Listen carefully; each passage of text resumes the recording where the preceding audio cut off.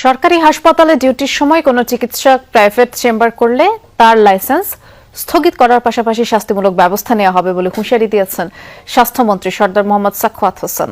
মন্ত্রী বলেছেন, কর্মস্থলে চিকিৎসকদের উপস্থিতি নিশ্চিতে সারা দেশে গোয়েন্দা কার্যক্রম চালানো হবে, আর স্বাস্থ্যসেবার মান উন্নয়নে বিভিন্ন পদে 1 লাখ জনবল নিয়োগ দেওয়া হবে। গ্লিটারের টুইন লেমন ও অ্যান্টিব্যাকটেরিয়াল ফর্মুলা বাসনকে চকচকে জীবাণুমুক্ত করে আমাদের দেয় গ্লিটার গ্যারান্টি।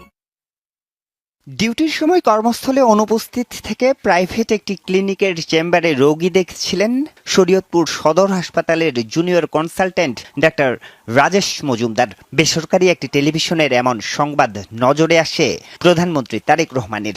সাথে সাথেই স্বাস্থ্যমন্ত্রীকে ফোন করে নির্দেশ দেন ব্যবস্থা নেয়ার।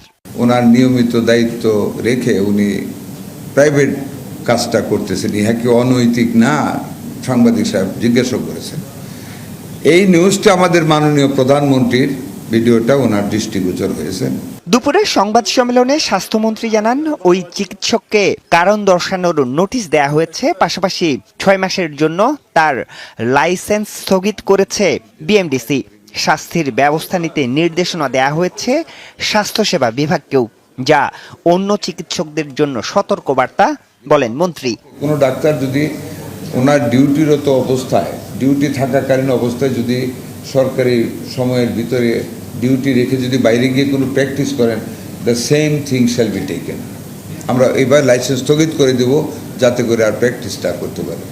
মন্ত্রী জানান, স্বাস্থ্যসেবার মান উন্নত করতে মিডওয়াইফ, ফার্মাসিস্ট, টেকনোলজিস্ট সহ বিভিন্ন পদে 1 লাখ জনবল নিয়োগ দেবে সরকার, যার 80% হবেন নারী। নার্সের সংখ্যা কম, অন্যান্য টেকনিশিয়ানের সংখ্যা কম। আমাদের 74,000 পোস্ট বর্তমানে খালি আছে। আমরা আরও 1 লক্ষ নিয়োগ করতে যাচ্ছি ক্যাটেগরি করে। সরকারি ঔষধ যেন সাধারণ মানুষ পায় তা নিশ্চিত করা হবে বলে জানান স্বাস্থ্যমন্ত্রী। আমাদের গোয়েন্দা বিভাগকে আমরা বলেছি ওনারা ওখানে লক্ষ্য রাখবেন ওই মেডিসিনটা কেউ বাইরে বিক্রি করে কিনা। আরিফুর